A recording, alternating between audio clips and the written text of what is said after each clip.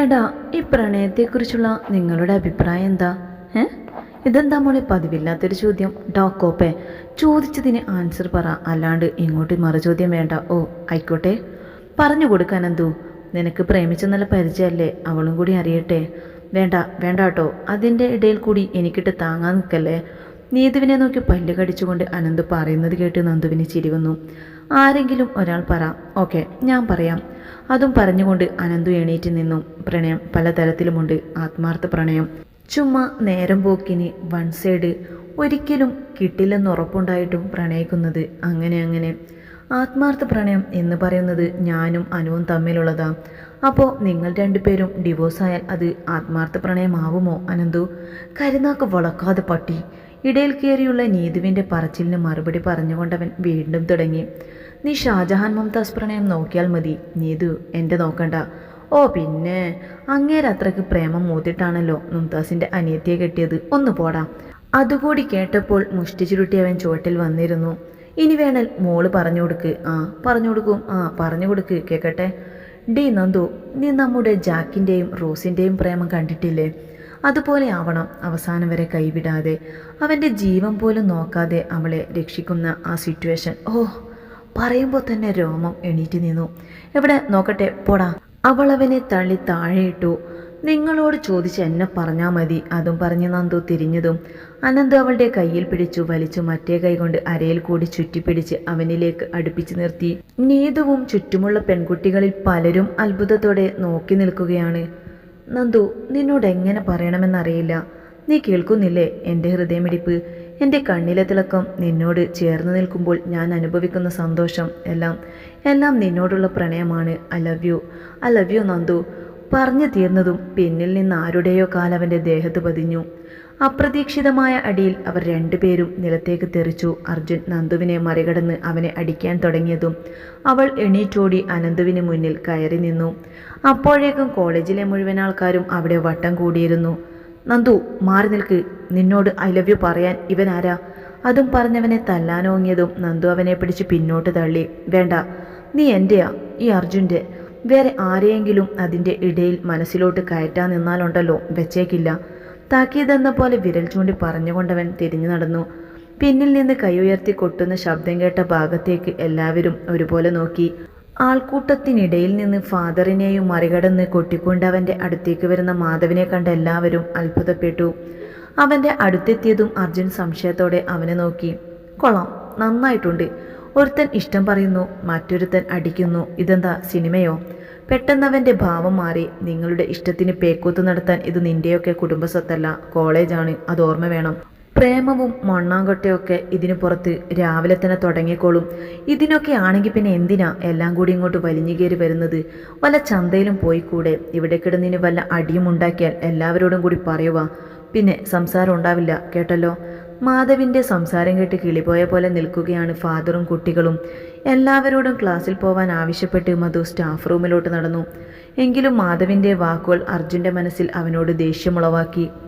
വേച്ച് ക്ലാസ്സിലോട്ട് കയറി വരുന്ന അനന്തുവിനെ കണ്ട് പലരും പരിഹസിച്ചിരി ഉണർത്തി. സീറ്റിൽ വന്നിരുന്നതും നീതു അവൻ്റെ അടുത്ത് വന്നു നിന്നു. വേദനിക്കുന്നുണ്ടോ? അതും പറഞ്ഞുകൊണ്ട് അവൻ്റെ കവളിലെ നീരിലവളൊന്ന് വിരലമർത്തി. ആ ശവം, മാറി നിൽക്കടി. പാവം അല്ലടാ, നീ എന്തിനാ അവളെ പ്രപ്പോസ് ചെയ്തത്? പോടി. അവൾക്കൊന്ന് കാണിച്ചു കൊടുത്തതാ. ആ പെരുമ്പാമ്പ് അവിടെ ഉണ്ടായത് ഞാൻ അറിഞ്ഞോ? ഇല്ലെങ്കിൽ തന്നെ ഇവളുടെ കൂടെ കൂടുന്നത് കണ്ണുകടിയാം. പിന്നെ ഐ ലവ് യു പറഞ്ഞതിന് എന്നെ വെറുതെ വിടുമോ? പോട്ടടാ ക്ഷമി. നന്ദു ഇടക്ക് കയറി. നിനക്ക് പറയാം, എവിടെ പോയാലും കിട്ടുന്നത് എനിക്കാണല്ലോ. അവന് ഞാൻ എലിവിഷം കൊടുത്തു കൊല്ലും, നോക്കിക്കോ. വേണ്ടടാ, നമുക്ക് കൊതുകിനെ കൊണ്ട് കടിപ്പിക്കാം. പരിഹാസരൂപേണയുള്ള നീതുവിൻ്റെ സംസാരത്തിന് അവളുടെ കഴുത്തിൽ പിടിച്ചു തള്ളി. പോയി സീറ്റിലിരുന്നു, ഇല്ലെങ്കിൽ എനിക്ക് കിട്ടിയത് മൊത്തം നിനക്ക് തരും, പറഞ്ഞില്ലെന്ന് വേണ്ട. രാത്രിയുടെ അന്ത്യത്തിലും ഉറക്കം വരാതെ അവൾ തിരിഞ്ഞും മറിഞ്ഞും കിടന്നു. അപ്പോഴൊക്കെ അവളുടെ ചിന്ത തന്നെ ആദ്യമായി മാധവ് ചേർത്ത് പിടിച്ചതായിരുന്നു. അവൻ്റെ കണ്ണിൽ കണ്ട തിളക്കം, താനറിഞ്ഞ ആ ഹൃദയമിടിപ്പ്, അവൻ്റെ മുഖത്ത് വായിച്ചെടുക്കാൻ കഴിയാത്ത ഭാവം. ചിന്ത കാട് കയറുമ്പോൾ അവളുടെ മനസ്സ് അവനിലേക്ക് അടുക്കുന്നത് അവൾ അറിയുന്നുണ്ടായിരുന്നു. ഇപ്പോൾ അവനെ കാണണമെന്നുള്ള അവളുടെ മനസ്സിൻ്റെ ആഗ്രഹം മൂർച്ഛിച്ചപ്പോൾ നേരം വെളുക്കാൻ കാത്തു നിൽക്കാതെ അവൻ്റെ റൂം ലക്ഷ്യമാക്കി ഇറങ്ങി. ഇരുട്ടിൽ തളം കെട്ടിയ മഞ്ഞിൻ്റെ തണുപ്പും തന്നെ തഴുകിപ്പോവുന്ന ഇളം തെന്നലും അവൾക്ക് പുത്തൻ ഉണർവായിരുന്നു. റൂം എത്തിയതും ബൈക്ക് സൈഡാക്കി. വീടിൻ്റെ മുകൾ ഭാഗം വാടകയ്ക്ക് കൊടുത്ത വീട്ടിലാണ് അവൻ്റെ താമസം. പുറത്തുകൂടിയുള്ള സ്റ്റെപ്പിലൂടെ കൈയുരച്ച് ചൂട് കയറ്റിക്കൊണ്ടവൾ മുകളിലേക്ക് കയറി. ഡോറിനടുത്തെത്തിയതും ഒരു നിമിഷം അവൾ വിളിക്കാൻ മടിച്ചു നിന്നു. ഇതുവരെ തോന്നാത്തൊരു അസ്വസ്ഥത അവളുടെ മനസ്സിനെ പിടികൂടി. പലതവണ ഡോറിൽ തട്ടി വിളിക്കാൻ ഓങ്ങിയെങ്കിലും എന്തോ ഒന്ന് പിന്തിരിപ്പിക്കുന്നത് പോലെ അവൾ പിന്നോട്ട് വലിഞ്ഞു. കുറച്ചുനേരം അവിടെ നിന്ന് മടിച്ച് പതിയെ താഴേക്കിറങ്ങി. വണ്ടിയിൽ കയറി തിരിച്ചു വീടിൻ്റെ ഗേറ്റിനടുത്ത് എത്തിയതും പെട്ടെന്ന് മുന്നിൽ ലൈറ്റ് തെളിഞ്ഞു. വണ്ടി നിർത്തി മുഖം തിരിച്ച് മുന്നിലെ വണ്ടിയുടെ ലൈറ്റ് ഡിമ്മായതും മുന്നിലെ വണ്ടിയിലേക്ക് നോക്കി. അതിനകത്തുള്ള ആളെ തിരിച്ചറിയാൻ അവൾക്കധിക സമയം വേണ്ടി വന്നില്ല. ദേഷ്യത്തോടെ കലി തുള്ളിക്കൊണ്ട് വണ്ടിക്കടുത്ത് ചെന്ന് അതിനൊരു ചവിട്ടും വെച്ചു കൊടുത്തു. നന്ദു അടുത്തെത്തിയതും അർജുൻ ഗ്ലാസ് താഴ്ത്തി. താൻ എന്താടോ ഈ നേരത്തിവിടെ? അല്ല, ഈ നേരത്ത് നീ എവിടെ പോയി വരുക? ദേഷ്യഭാവത്തോടെയുള്ള അവളുടെ ചോദ്യത്തിന് മറുചോദ്യമെന്ന പോലെ അവൻ ചോദിച്ചു. ഞാൻ എവിടെയെങ്കിലും പോവും, അതെന്തിനാ നീ അറിയുന്നത്? അതുപോലെ എനിക്കിഷ്ടമുള്ളിടത്ത് ഞാൻ വരും. അത് ചോദിക്കാൻ നീ ആരാടി? പിന്നെ എൻ്റെ പെണ്ണെന്നുള്ള സ്ഥാനത്ത് നിന്ന് ചോദിക്കുവാണെങ്കിൽ പറയാം.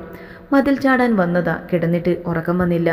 കണ്ണടച്ചാലും തുറന്നാലും നീയാ മുന്നിൽ. അപ്പോൾ പിന്നെ നേരിലൊന്ന് കണ്ടേക്കാമെന്ന് കരുതി ഇവിടെ എത്തി. എനിക്ക് മതിൽ ചാടേണ്ടി വന്നില്ല. അപ്പോഴേക്കും ദൈവം എൻ്റെ മനസ്സറിഞ്ഞ പോലെ മുന്നിൽ കൊണ്ടുവന്ന് നിർത്തിയില്ലേ?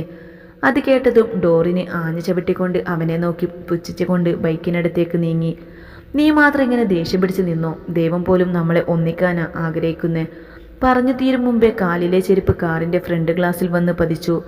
ചിരിച്ചുകൊണ്ടവൻ വണ്ടി മുന്നോട്ടെടുത്തു അവളുടെ അടുത്ത് കൊണ്ട് നിർത്തി. നീ എങ്ങനെ ദേഷ്യം കാണിച്ചാലും ഒടുക്കത്തെ മൊഞ്ചാടി പൊട്ടിക്കാളി. I love you. അതും പറഞ്ഞ് കണ്ണിറുക്കിക്കൊണ്ട് മിന്നൽ വേഗത്തിൽ വണ്ടി ചലിപ്പിച്ചു. അവൻ്റെ സംസാരത്തിലെ ദേഷ്യം ഹെൽമെറ്റ് എടുത്തെറിഞ്ഞ് തീർക്കുമ്പോൾ ദൂരെ മിററിലൂടെ അവനാ രംഗം ആസ്വദിച്ചുകൊണ്ടൊന്ന് മന്ദഹസിച്ചു. നന്ദു, ഇതെന്തുറക്കമാ? കോളേജിൽ പോകുന്നില്ലേ? നന്ദു! ഭദ്ര വീണ്ടും തട്ടി വിളിച്ചതും തിരിഞ്ഞു കിടന്നു. നന്ദു! അമ്മ പ്ലീസ്, ഞാനൊന്ന് ഉറങ്ങിക്കോട്ടെ. ആഹാ, അപ്പോൾ കോളേജിലോട്ട് പോവണ്ടേ? ടൈം എത്രയാണെന്ന് വല്ല വിചാരമുണ്ടോ? കുരിശ്. ദേഹത്തുള്ള പുതുപ്പ് വലിച്ചെറിഞ്ഞുകൊണ്ടവൾ എണീറ്റിരുന്നു. അമ്മ, പപ്പ എവിടെ? ഇന്ന് ഓഫീസിൽ ഇൻ്റർവ്യൂ ഉണ്ടെന്നും പറഞ്ഞ് കാലത്തെ ഇറങ്ങി. നീ പോയി കുളിച്ചു വാ, ഞാൻ കഴിക്കാൻ എടുത്തു വെക്കാം. ഡ്രസ്സ് മാറി ഇറങ്ങിയപ്പോഴാണ് സോഫയുടെ പുറത്ത് ഒരു പൊതി കണ്ടത്. കയ്യിലെ ഷാള് ബെഡിലോട്ടിട്ട് അവൾ സോഫയിൽ ചെന്നിരുന്ന് അത് എടുത്ത് തിരിച്ചു മറിച്ചു നോക്കി. തുറന്ന് അതിനകത്ത് കിടന്ന സാധനം പുറത്തെടുത്തു. ഡ്രസ്സോ? സ്വയം പറഞ്ഞുകൊണ്ടവൾ അത് നിവർത്തി. ധാവണിയോ? പപ്പയ്ക്ക് ഇപ്പോഴാണോ മോള് പെൺകുട്ടിയാണെന്ന വെളിവ് വന്നത്? നന്ദു വാ. താഴെ നിന്ന് അമ്മയുടെ വിളി കേട്ടതും അതെടുത്ത് ഷെൽഫിൽ വെച്ച് ഒരുങ്ങിയിറങ്ങി. കോളേജിലേക്ക് എത്തുമ്പോഴേക്കും ഫസ്റ്റ് പീരീഡും കഴിഞ്ഞെന്ന് അറിയിച്ചുകൊണ്ട് ബെൽ മുഴങ്ങി. വേഗം വണ്ടി സൈഡാക്കി കോളേജിൻ്റെ വരാന്തയിലോട്ട് കയറിയതും ഊതി വീർപ്പിച്ച ബലൂൺ പോലെ വീർത്ത മുഖവുമായി വട്ടോളി നിൽക്കുന്നത് കണ്ടതും അവളൊന്ന് ഇളിച്ചു കാട്ടി. സോറി ഫാദർ, ഇച്ചിരി ലേറ്റായി. മറുപടി പറയാതെ അവളുടെ കയ്യും പിടിച്ചു വലിച്ചുകൊണ്ട് അയാൾ കോളേജിലെ സ്റ്റേജിൽ ചെന്ന് കയറി നിന്നു. ശങ്കരേട്ടനോട് ലോങ് ബെൽ കൽപ്പിച്ചുകൊണ്ട് മൈക്കെടുത്ത് എല്ലാവരോടും ഗ്രൗണ്ടിൽ വരാൻ അഭ്യർത്ഥിച്ചു. എന്താ നടക്കുന്നതെന്നറിയാതെ അന്താളിച്ച് നിൽക്കുകയാണ് നന്ദു. കോളേജിലെ സകല കുട്ടികളും സാറന്മാരും ഗ്രൗണ്ടിലെത്തിയെന്ന് കണ്ടതും ഫാദർ മൈക്കെടുത്ത് സംസാരിക്കാൻ തുടങ്ങി. Good morning all. Good morning. എല്ലാവരും തിരിച്ചു പറഞ്ഞത് കേട്ട് അയാൾ സംസാരിച്ചു തുടങ്ങി. ഇങ്ങനെ ഒരു ഒരുമിച്ച് കൂട്ടലിന് ആദ്യം തന്നെ എല്ലാവരോടും ഞാൻ ക്ഷമ ചോദിക്കുന്നു. ഞാൻ പറയാൻ പോകുന്ന കാര്യം പറയുന്നതിന് മുമ്പ് ഇതാരാണെന്ന് ആർക്കും പരിചയപ്പെടുത്തണ്ടല്ലോ അല്ലേ? നോ. നന്ദുവിനെ കാണിച്ചുകൊണ്ട് ഫാദർ പറയുന്നത് കേട്ട് കൂടി നിന്നവർ ഒരുപോലെ വിളിച്ചു പറഞ്ഞു. ഇന്നത്തെ ദിവസത്തിന് ഇവളെ സംബന്ധിച്ചിടത്തോളം ഒരു പ്രത്യേക ദിവസമാണ്. നിങ്ങൾക്ക് ആർക്കേലും അറിയുമോ? നോ. മറുപടി വന്നതും പിന്നിൽ നിന്നൊരു കൈ ഉയർന്നു. എനിക്കറിയാം ഫാദർ. എങ്കിൽ സ്റ്റേജിലോട്ട് വരൂ. എല്ലാ കുട്ടികൾക്കിടയിലൂടെ ആരുടെയോ തലയിൽ കിടന്ന റോസാപ്പൂവും വലിച്ചെടുത്ത് ചുണ്ടിൽ വെച്ച് പിടിച്ച് ഷർട്ടിൻ്റെ കൈ മുകളിലോട്ട് വലിച്ചു കയറ്റി പാറിക്കളിക്കുന്ന മുടിയെ കൈകൊണ്ട് ഒതുക്കി നിർത്തി ചുണ്ടിൽ നിന്ന് പൂവെടുത്ത് പിടിച്ച് സ്റ്റേജിലോട്ട് കയറി വരുന്ന അർജുനെ കണ്ടതും അവളുടെ മുഖം വലിഞ്ഞു മുറുകി. ഒട്ടും പ്രതീക്ഷിക്കാത്ത പോലെ അവനാ പൂവ് അവൾക്ക് നേരെ നീട്ടി. Happy birthday dear. അത് പറഞ്ഞതും സ്റ്റേജിൻ്റെ പല ഭാഗങ്ങളിൽ നിന്നും വർണ്ണക്കടലാസുകൾ തെറിച്ചു വീണു. എന്താണ് നടക്കുന്നതെന്നറിയാതെ നിൽക്കുകയാണ് നന്ദു. കൂടി നിന്നവർക്കിടയിൽ നിന്ന് പപ്പയുടെ ബർത്ത്ഡേ വിഷ് ചെയ്തുകൊണ്ടുള്ള വരവ് കണ്ടതും അവളുടെ കണ്ണുകൾ സന്തോഷത്താൽ നിറഞ്ഞൊഴുകി. പപ്പ. സ്റ്റേജിൽ കയറിയതും അവൾ ചെന്ന് കെട്ടിപ്പിടിച്ചു. അപ്പോഴേക്കും ബർത്ത്ഡേ കേക്ക് എത്തിയിരുന്നു. കേക്ക് മുറിച്ച് ആഘോഷിക്കുമ്പോൾ അകലെ നിന്ന് എല്ലാം കണ്ട് ആസ്വദിക്കുകയായിരുന്നു മാധവ്. പെട്ടെന്ന് ഷോൾഡറിൽ ഒരു കൈ വന്ന് പതിഞ്ഞ ഭാഗത്ത് നോക്കിയതും മാധവിൻ്റെ ഇപ്പുറത്തായി അർജുൻ മുന്നോട്ട് വന്നു. അർജുനെ കണ്ടതും അവൻ്റെ മുഖം ഗൗരവം നിറഞ്ഞു. അത് സാറേ, ആ കാണുന്ന മരംകോന്തിയില്ലേ, അവളെ സാറ് സ്വപ്നം കാണണ്ട. അതും പറഞ്ഞുകൊണ്ട് അവനൊന്ന് പുഞ്ചിരിച്ചുകൊണ്ട് സ്റ്റേജിലോട്ട് നോക്കി നിന്നു. പപ്പ, ഇതിനാണല്ലേ ഞാനറിയാതെ കാലത്ത് റൂമിൽ ധാവണി കൊണ്ടുവച്ചത്. ധാവണിയോ? നീ ഇതെന്തൊക്കെയാ പറയുന്നേ നന്ദു? വീട്ടിൽ നിന്ന് ഗിഫ്റ്റ് തരാൻ വേണ്ടിയാണെങ്കിൽ പിന്നെ ഞാൻ എന്തിനാ ഇങ്ങോട്ട് പോകുന്നത്? അപ്പോൾ പിന്നെ അത് അമ്മയായിരിക്കുമോ? അവൾ വ്യാകുലപ്പെട്ടുകൊണ്ട് സ്റ്റേജിൽ നിന്നിറങ്ങി ക്ലാസ്സിലേക്ക് നടന്നു. ചിന്തകൾ ചങ്ങല പൊട്ടിയ പോലെ കുതിച്ചു പായുമ്പോൾ മുന്നിലൂടെ ആരൊക്കെയോ പോയെന്നോ വന്നെന്നോ പോലും അറിയാതെ അവൾ ക്ലാസ്സിൽ ചെന്നിരുന്നു. അർജുൻ നന്ദുവിനെ നീ എത്ര തൃപ്തിപ്പെടുത്താൻ നോക്കിയാലും അവൾ നിനക്ക് അനുകൂലമായി വരില്ല. അത് സാറിൻ്റെ വെറും തെറ്റിദ്ധാരണ. സാറ് നോക്കിക്കോ, അവൾ എന്നെ ഇഷ്ടപ്പെടും. എൻ്റെ കെട്ടിയോളുമാവും, എൻ്റെ പിള്ളേരുടെ അമ്മയുമാവും. നടക്കാത്ത സ്വപ്നമാണെങ്കിലും കേൾക്കാനൊരു സുഖമൊക്കെയുണ്ട്. അത് സാറ് കണ്ടോ? ഇവൾ ഈ കോളേജിൽ നിന്ന് ഇറങ്ങുന്നുണ്ടെങ്കിൽ അത് ഈ അർജുൻ്റെ കൈയും പിടിച്ചു കൊണ്ടായിരിക്കും. ഇത് വാശിയല്ല, കണ്ട നാൾ തൊട്ട് മനസ്സിൽ പതിച്ചിട്ട ആഗ്രഹമാണ്. അപ്പോൾ പോട്ടെ സാറേ. അതും പറഞ്ഞ് ചിരിച്ചു കാട്ടിക്കൊണ്ടവൻ നടന്നു നീങ്ങി. ദേഷ്യത്തെ പല്ലിൽ ഞെരിച്ച് തീർത്തുകൊണ്ട് മാധവൻ കൈ ചുവരിൽ ആഞ്ഞടിച്ചു. ക്ലാസ് കഴിഞ്ഞ് വീട്ടിലെത്തിയവാടെ കയ്യിലെ ബാഗ് ടേബിളിലോട്ട് വലിച്ചെറിഞ്ഞുകൊണ്ട് നന്ദു അടുക്കളയിലോട്ട് നീങ്ങി. അമ്മ, അമ്മ! എന്താടി, എങ്ങനെ ഉണ്ടായിരുന്നു ഇന്നത്തെ പപ്പയുടെ സർപ്രൈസ്? അതൊക്കെ അവിടെ നിൽക്കട്ടെ, ഞാൻ അത് പറയാനല്ല വിളിച്ചത്. അമ്മ എനിക്ക് ഗിഫ്റ്റൊന്നും വാങ്ങിയില്ലേ? അത് കേട്ടതും പുഞ്ചിരിച്ചുകൊണ്ട് അവളുടെ അടുത്ത് വന്നു നിന്ന് തലയിൽ തലോടി നെറ്റിയിൽ ഉമ്മ വെച്ചു. Happy birthday dear. ഇതിലും വലിയ ഗിഫ്റ്റ് വേറെ വേണോ? ഇതല്ല അമ്മ, എനിക്ക് ധാവണി വാങ്ങിയോ? ധാവണിയോ? നിനക്കോ? നീ തമാശ പറയല്ലേ നന്ദു. ഈ 24 അവർ പാൻറ്റും ഷർട്ടും ഇട്ട് നടക്കുന്ന നിനക്കാണോ ഞാൻ ധാവണി വാങ്ങുന്നത്? അഥവാ ആഗ്രഹിച്ച് വാങ്ങിത്തന്നാൽ തന്നെ നീ നാടകത്തിലെ ഡ്രസ്സാണെന്ന് പറഞ്ഞ് എടുത്തു കളയും. അപ്പോൾ പിന്നെ പറഞ്ഞു പൂർത്തിയാക്കുന്നതിന് മുമ്പേ അവൾ അടുക്കളയിൽ നിന്ന് കയറിപ്പോയി.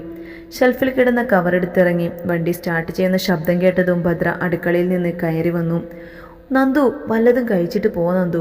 അമ്മ ഇറയത്തെത്തുമ്പോഴേക്കും നന്ദുവിൻ്റെ വണ്ടി മെയിൻ റോഡിലൂടെ നീങ്ങിത്തുടങ്ങിയിരുന്നു. മമ്മി, ഞാനൊന്ന് ഫ്രഷായിട്ട് വരാം, എന്നിട്ട് ബാക്കി കഥ പറഞ്ഞു തരാം. ടേബിളിൽ കിടന്ന ബാഗെടുത്ത് വട്ടം കറക്കി മൂളിപ്പാട്ടും പാടിക്കൊണ്ട് അർജുൻ റൂമിലോട്ട് കയറി ചെന്നു. ഡ്രസ്സ് ചേഞ്ച് ചെയ്ത് മുണ്ടെടുത്തെടുത്തുകൊണ്ടവൻ മിററിന് മുന്നിൽ വന്നു നിന്നു. മുടി കൈകൊണ്ടൊതുക്കി സ്വന്തം സൗന്ദര്യത്തെ ആസ്വദിച്ചുകൊണ്ട് ബാത്റൂമിലോട്ട് കയറിപ്പോയി. പാർക്കിങ്ങിൽ വണ്ടി ഒതുക്കിക്കൊണ്ടവൾ ധൃതിയിൽ വീടിനകത്തോട്ട് കയറി. അല്ല, ഇതാര്? നന്ദു മോളോ? അവൻ അവിടെ ഇല്ലേ? മമ്മിയുടെ പുന്നാരമോൻ. എന്താ മോളെ, അവൻ വല്ല കുരുത്തക്കേടും കാണിച്ചോ? മുകളിൽ നിന്നും അവൻ്റെ ശബ്ദം കേട്ടതും അവരുടെ ചോദ്യത്തിന് മറുപടി പറയാതെ സ്റ്റെയർ കേസ് കയറിപ്പോയി. ശബ്ദം കേട്ട റൂമിലോട്ട് കയറിയതും ഒരു നിമിഷം അവൾ തരിച്ചു നിന്നു. ചുവരിൽ അങ്ങിങ്ങായി തൂക്കിയിട്ടിരിക്കുന്ന തൻ്റെ ഫോട്ടോ, താൻ പോലും അറിയാത്ത പലതരം ഫോട്ടോ, അവൾ ഓരോന്നും നോക്കിക്കൊണ്ട് നീങ്ങി. പെട്ടെന്ന് അർജുൻ ബാത്റൂമിൻ്റെ വാതിൽ തുറന്ന് പുറത്തിറങ്ങിയതും അവളുടെ ഭാവം മാറി മുഖത്ത് ഗൗരവം വരുത്തി അവൻ്റെ അടുത്ത് ചെന്ന് നിന്നു. തൻ്റെ മുറിയിൽ താൻ സ്നേഹിക്കുന്ന പെൺകുട്ടി, അതും അവനൊരു ഷോക്കായിരുന്നു. ഡോ, ഇതെന്താ? മറുപടി പറയാതെ കണ്ണിമ ചിമ്മാതെ തന്നെ നോക്കി നിൽക്കുന്ന അവനെ കണ്ടപ്പോൾ ദേഷ്യം കൈച്ചുരുട്ടിലാക്കി പള്ളക്കിട്ടൊരു കുത്തു വെച്ചു കൊടുത്തു. ആ! അലർച്ചയോടെ വയറും പിടിച്ചവനൊന്ന് കുനിഞ്ഞു. എന്താടി? എനിക്ക് ഡ്രസ്സ് വാങ്ങിത്തരാൻ നീ ആരാടാ? എൻ്റെ തന്തയോ? അല്ല, കാമുകൻ. ആ! ഒന്ന് പുളിഞ്ഞുകൊണ്ടവൻ നിവർന്നു. അതിൻ്റെ പേരിലാണ് ഈ കോപ്രായം കാട്ടുന്നതെങ്കിൽ വലിയ കാര്യമൊന്നും ഉണ്ടാവില്ല. അവൻ്റെ ഒരു ധാവണി കൊണ്ടുപോയി നിന്റെ മറ്റവൾക്ക് കൊണ്ടുപോയി കൊടുക്ക്. കയ്യിലേക്ക് അവർ അവൻ്റെ ദേഹത്തോട്ട് എറിഞ്ഞുകൊണ്ടവൾ തിരിഞ്ഞ് ചുറ്റും നോക്കി. ഷെൽഫിനടുത്ത് കിടന്ന ബോക്സ് എടുത്തുകൊണ്ടുവന്ന് ചുവരിൽ കിടന്ന ഫോട്ടോസൊക്കെ അതിലേക്ക് എടുത്തിടാൻ തുടങ്ങി. ഡി, നീ എന്താ കാണിക്കുന്നത്? അവിടെ വെക്ക്. അതും പറഞ്ഞതും കൂർപ്പിച്ചൊരു നോട്ടം നോക്കി വീണ്ടും തുടർന്നു. ഡി, അവിടെ വെക്കാനാ പറഞ്ഞത്. അവളുടെ കയ്യിൽ നിന്ന് ബോക്സ് വലിച്ചെടുത്തവൻ മറച്ചു പിടിച്ചു. താടാ, എൻ്റെ റൂമിലുള്ള സാധനം എടുക്കാൻ നിനക്കാരാ അധികാരം തന്നത്? അവൾ പിടിച്ചു വലിക്കാൻ തുടങ്ങിയതും അവൻ തിരിഞ്ഞു നിന്നുകൊണ്ട് പറഞ്ഞു. എൻ്റെ ഫോട്ടോ ഞാനറിയാതെ എടുത്തതും പോരാഞ്ഞിട്ട് ഇവിടെ കൊണ്ട് തൂക്കിയിട്ട് എന്നോട് അധികാരം ചോദിക്കുന്നു. താടാ പട്ടി. അവൾ അവൻ്റെ ഷോൾഡറിൽ പിടിച്ചു വലിച്ചു. പട്ടി നിന്റെ തന്ത. ദേ, പപ്പയെ പറഞ്ഞാലുണ്ടല്ലോ. ഇനിയും പറയും നിന്റെ തന്തയെ. പറഞ്ഞു തീർന്നതും അവളുടെ കാലവൻ്റെ നടുവിലോട്ട് പതിഞ്ഞു.